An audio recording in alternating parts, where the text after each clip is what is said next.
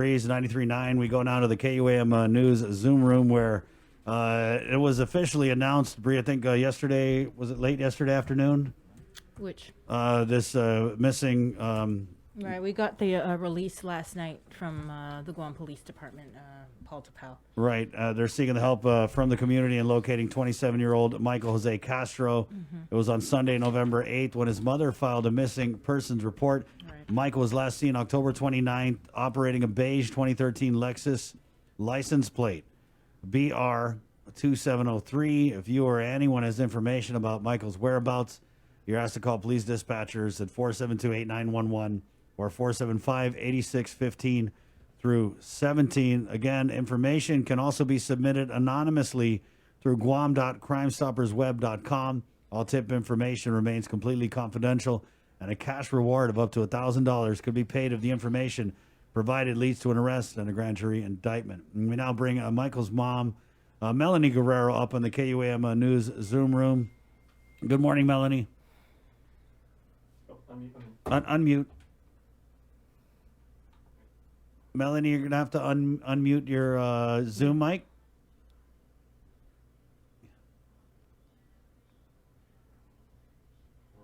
Not yet. There's a little microphone symbol. It has a line through it. You just click on that and there you go. All right. Okay. So Melanie, good morning. Can you hear us, Melanie? Yes, I can. Okay. Let's just start at the beginning with Michael. So you reported him missing over the weekend. When did you first get the feeling that he wasn't coming home? If you just take us back to the beginning, Melanie. Well, Michael has his birthday just passed on November 3rd. And it's our family tradition to always be together for birthdays. Michael is 27 years old, but to me, every birthday in our family and my children, it's just a big deal for us to get together because Michael does have 6 other siblings. So we look forward to that every year. So the last time you saw him was it was October 29th, is that correct? That's correct. He was actually here in our home outside, cleaning his car. I also have his daughter lives with us. So Michael, he's always here a lot. He visits a lot, and very often in October, it was even more so that he would come around and make it a point to be with his family. Mm-hmm.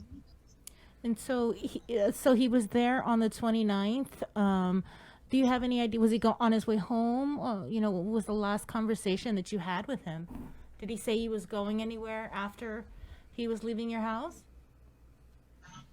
There was a lot of things going on that day, but, it's not unusual that, he's busy and everybody that's here in the household, we're doing our thing. We have some family projects going on at home. And as far as the conversation, Michael and I had so many conversations days leading up to the 29th. So as far as the state of mind on the day that I saw him and leading up to the evening, because he was here around lunchtime until the evening time. It was the sun was down already, and he just left. He didn't seem an unusual behavior as far as his demeanor, the way he was acting. It was just like a usual day. I'm pretty sure you tried calling, you tried texting. Did you get any response at all after the 29th? No, actually, I texted him the morning at 9 a.m. Because I had an appointment already scheduled, and I had reached out to him and asked him to come by, or I can drop his daughter, because I had an appointment near where he was at, in the area he was at.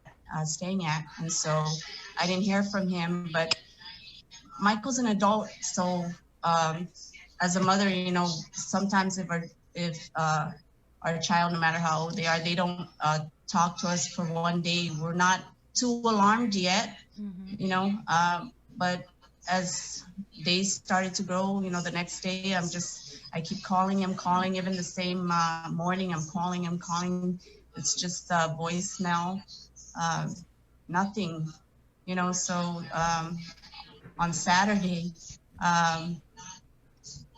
we I'm calling again, like all day. Like we actually started to look for him. You know, just drive to where he was at. We didn't see the car there. You know, so we did start to grow concern in the first few days. But again, you know, sometimes Michael does have tendencies of not responding right away sometimes, and it wasn't unusual for the first 2 days until days started to grow. And so a lot of information has been provided by a lot of people that reached out, and that post really helped for me to get information that I needed, you know, in order to they did find the car already. So there's a lot of things going on right now as far as the investigation, things that really concern me, as far as it's been already over 10 days. Yeah. And so me getting the information just happened, it happened 10 days after, so that would be the 10th. So for basic information, because I reached out to the Dedero precinct and no information was available. And looking back now, I find it very concerning as a resident of Guam, and this is our island. We live here, and for basic information not to be known by people that should have the information for you, and are trying to help you, they don't have information that's so basic. That would make a big difference in me sending that post out a lot sooner. Melanie, the car, where was the car found? Yeah. And was it GPD who contacted you about where the location of the car, or was it a friend or a family member? It was a lot of people that got involved in my Facebook. They reached out to me and actually had given me the information about where the car was found and when it was found. And so finding out how early on it was found, and it was very disturbing to me that I wasn't contacted sooner, which that was a question I asked, you know, like, why did it take you guys 10 days to contact me? And it was only because of that post that that GPD was able to reach out to me. But everything came from the good people of Guam, the island, Facebook, friends, people that I've already reached out to try to find out if they knew where Michael was. So everything was provided because of that post that I had put out there. Right. So sometimes, you know, no matter how old our children are, even if they're adults, and we 1-2 days, we can't. I have learned a lesson now that I'm not gonna wait like 48 hours, you know, like to reach out to. Facebook is so available to us, and so many people there are caring, and they want to help you. They want to find out where's Michael. You know, they want to find out. They want to reach out to help you, especially in a small island that we have. It's extremely concerning that there's not enough communication between government agencies that should be available within the departments and the villages that they work with. And so it's concerning to realize that not everybody's informed about what goes on down south. we don't even know. As a matter of fact, the car was found early on, and it was posted on a group chat, and so it never reached any of my family members that knew anybody on that chat. So that was kind of like, I was shocked, because a lot of times circulating WhatsApp messages, it seems to reach us when we're not looking for it. But this time around, the person that actually found the car was trying to actually find the owner of the car before calling GPD. So it's something to Was look there into anything as far as like information, you know, like so basic. What was the condition And, of the car? What was the condition of the car? GPD won't tell me. Based on the photos that was sent to me, it was only a picture of the back side of the car. I think because right now there's an investigation going on. It's critical information that they don't want to provide to me, or because I'm Michael's mother, maybe they don't want to share that right now because Michael hasn't been found. So I know right now that actually, as we speak, there's a whole task force of GPD people down there where the car was found, and they're doing their best to look into where Michael is at or where he might be. So everybody is keeping an eye out, and I'm so grateful to all those people, all our people that care enough to reach out to me and understand that this is really about all of us, you know. And for such a small mass of land that we have in Guam, like these things we all should be made aware of basic information, like where a car is located when somebody's trying to tell everybody there's a car down here, you know. And so they're trying to get the information out, but it doesn't reach far enough to like up to Dededo, you know. It's like I'm shocked. Melanie, was there anything significant about the area where the car was found that is, you know, significant to you or your family?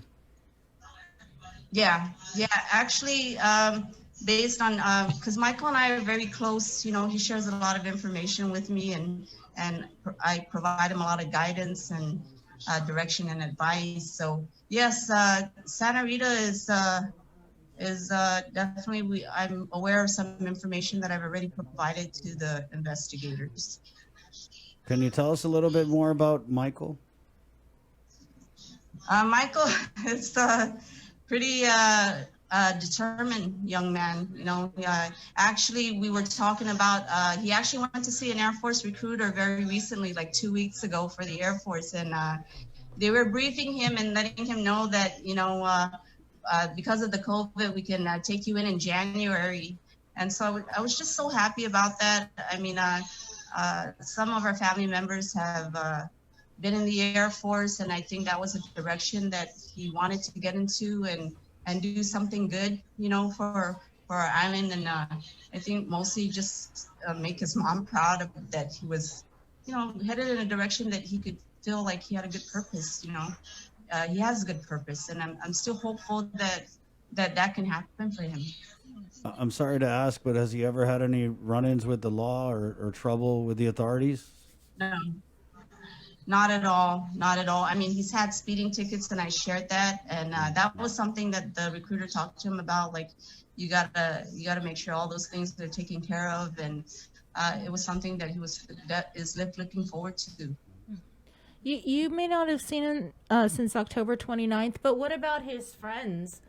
Have they said when they last saw him, or what they were doing, or anything like that? Michael has in that age group, they're very close knit. Michael has so much friends. Everybody that has reached out, and I was talking to the other friends. This is a huge group of friends that he has, and they're even. When I talk about the closeness that he has with all his friends, and it's a lot of friends, they are even very aware of what goes on in his personal life, relationships that he has, what is happening in that relationship. That's how close of friends that he has that have reached out and are very concerned about him, and they know a lot of personal stuff about him, and so that tells me a lot about the way Michael, his character, and how much he cares about his friends, he cares about his family, he cares about things that people that he has relationships with. So that's the kind of person Michael is. He always talks about helping his friends. He always talks about being there for them. He expressed some disappointments when they're not there for him, you know, but yeah, Michael is a very loving person. You know, he's very strong-minded. He is very also blunt in the things that he believes in and things that he does. So our family is very. When was the last time they saw Michael? On the 29th, Michael was actually here most of the day. He came in, you know, he was looking at the project that we're doing here at home because he was involved in that too. He was talking to his daughter. He was talking to my husband.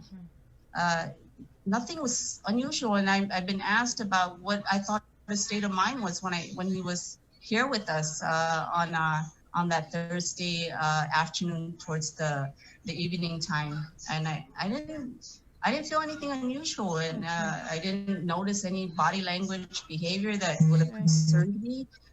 So there wasn't anything to me. Yeah. I meant his friends. Did his friends see him after the 29th?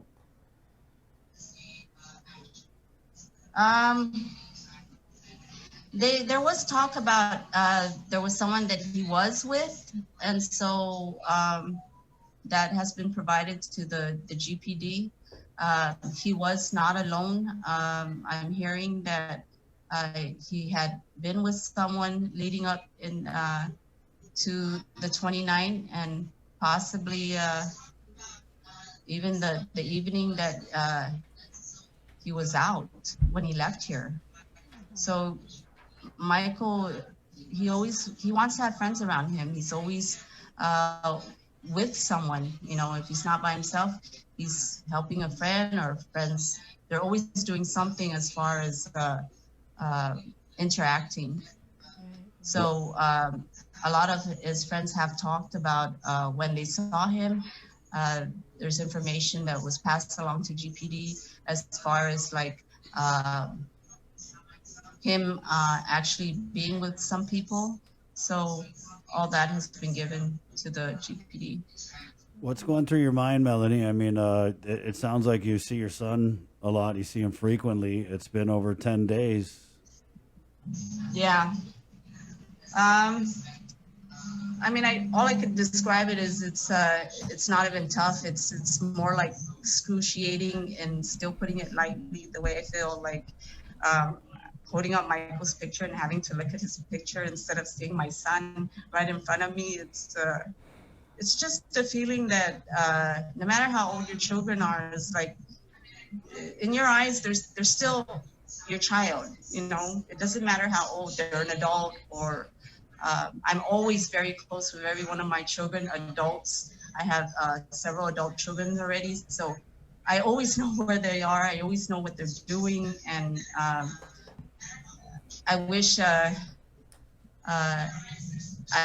thought we had a good conversation the last few days leading up to the 29th. We had very personal conversations, and that all shows in a phone record message and summary that I provided. You know, we had long talks leading up to him even coming over, but he was coming over a lot, you know, in that week and the month of October. And not that he doesn't come over a lot, but I recollecting back now, I noticed it that like he was really around us so much, and I think he was coming to that realization, like, you know, I want to get ready to leave, and we talked about that and getting himself ready to do that into the military. So I was so hopeful, you know, and he's the kind of child that the kind of son that would tell me, you know, like, after a really deep conversation, and he knows like I'm concerned and a little uneasy. He always messages me and he always says, "I love you, Ma." You know, it's stuff like that that you know, your children. You know, you, me as a mother, we love her. I love my children unconditionally, but to get that same feeling from Michael, and he makes me feel that way. That, you know, I love you, Mom, and your what you say matters to me. Your advice is, it matters to me. Things you tell me matter to me, and I think he had a lot to think about, you know, over the course of this pandemic, and just having a lot of realization about the next direction and step in his life. I'm hopeful that he could still do that, and I'm. Do you think he's still alive, Melanie?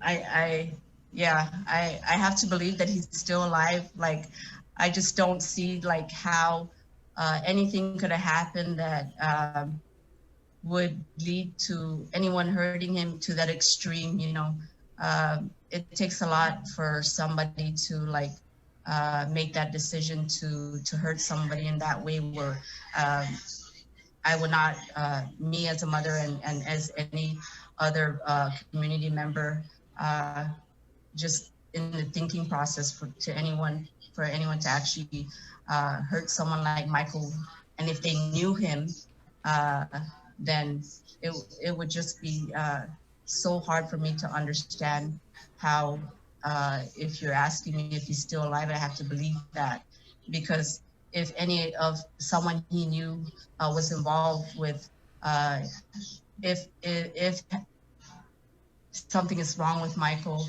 or he's no longer alive, I cannot believe that any of his friends or people that he was affiliated with would actually, knowing who Michael is and the kind of heart he has, that they would actually hurt him. So I have to believe that he is still alive. You know, I have to do that until I actually see it for myself, see him that something is wrong. I'm gonna believe that Michael is still alive, and I have to have hope that he still is. And I'm not gonna give up until we find him. Do you believe he's being held against his will somewhere, or do you think he's just? I mean, is there a chance he could have hurt himself? Like I feel you know, every thought goes to your mind about what if he's being held against his will? What if somebody is holding him and they want some money? I don't even. So many thoughts go through your head. You know, like.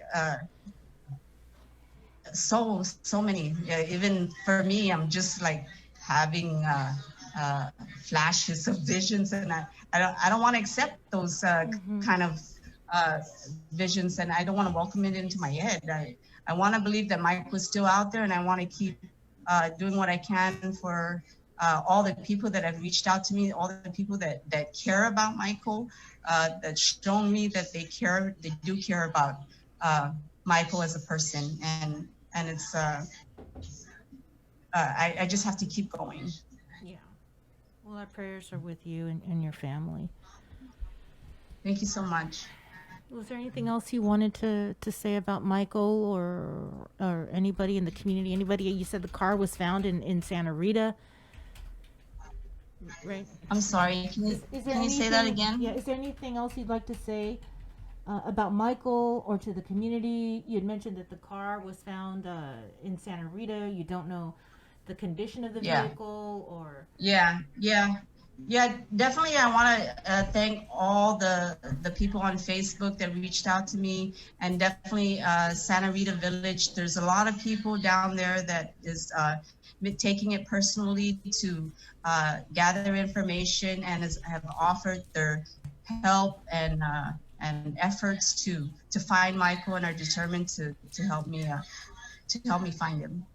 And so Santa Rita Village, thank you so much. And all the people on Facebook that have provided information and have reached out to me and just showing me so much, and my family so much love and support. You know, like we really need that in this time of uncertainty, that everything that we're going through, and for this to happen in the middle of all that, it just seems like it shouldn't happen. It's not necessary. We're losing so many lives already daily, and like we need to save lives, not like hurt one another. And I don't want to believe that is what has happened. You know, I want to just have hope and continue to have hope for all the people that they're trying to help me.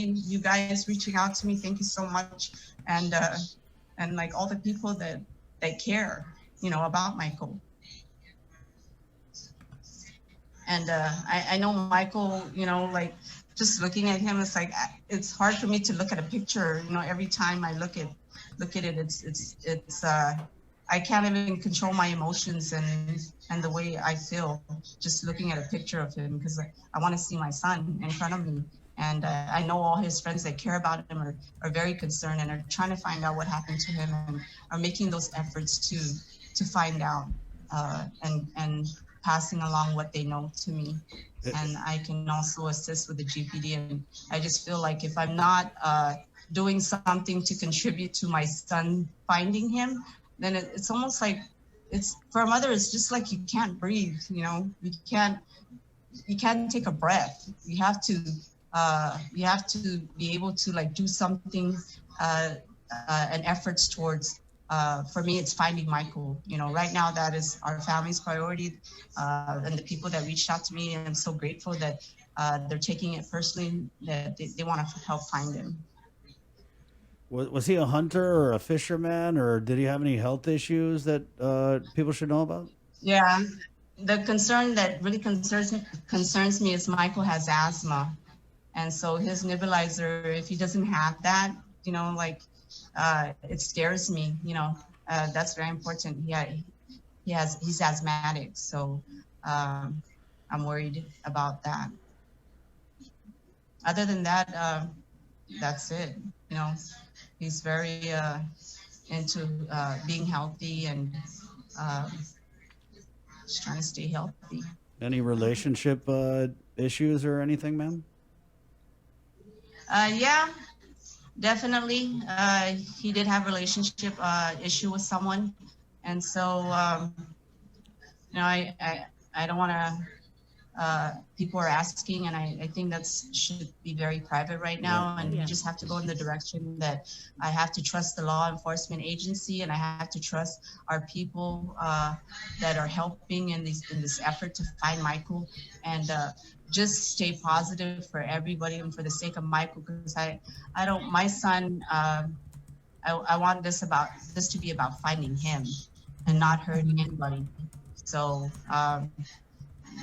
that's where my head is. I just want I want Michael to be found. I want it to be a positive thing with all the interactions that I'm getting. I don't want no, like, I'm gonna go look for this person and I'm gonna find out, you know, that kind of attitude. Like, no, I just tell people, you got to remember that this is about all of us. You know, we're looking for Michael, and this could be your sister, your brother, your auntie. You know, like, let's just keep it like, let's keep it positive. Let's keep it concerning, that we're concerned about Michael, and that you can all relate to that. This could be any one of us, and let's just stick together as Guam, you know, and who we really are and where our roots come from. We come from roots that we love our people, we love our family, we love our cousins, we love our friends. Let's spread the love while we try to find Michael, you know.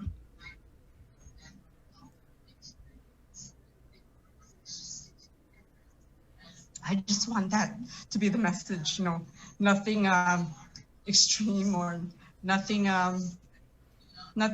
that promotes any kind of like hatred, because we're at a time like we all have to stick together, and we all have to be here for one another. And there's people that I don't know that reach out to me that are showing so much love and support in this time, and putting their efforts into finding Michael. So that's what I want everybody to do, you know, like let's just be positive. Let's just help each other. And I appreciate all your help and all your energy and all your concerns that you put into like reaching out to me and helping me. You know, that's the most important thing. And that's what we all got to remember. Like, if this happens, which happened to one of our colleagues very recently, and she was found, and like, thank God for that. And now, you know, it's like, we have to find Michael, you know, and that's the message that I want out there. Please, let's just find him. Thank you, Melanie. Our prayers are definitely for you and your family, and for Michael. And keep us posted, okay? You have our number. Let us know what's going on. Thank you so much, Chris, and your whole team of KUAM. I know there's a lot of people involved, and I appreciate that you reached out to me. You know, thank you so much, and my family thanks you too. And Jason and Sabrina, thank you. And to all your coworkers and people in there that allow me to talk to everyone today. Thank you. Of course, we're just here to help. Thank you, Melanie. God bless you. God bless Michael. Thank you. All right, 8:32. Again, any information at all, Bree? 472-8911. There's also a dispatch number, I believe, and you could leave tips anonymously at guam.crimestoppers.web. Right. The number for GPD dispatch is 475-8615, 475-8615 through 7. And as you just heard, Michael's car was found in the village of Santa Rita.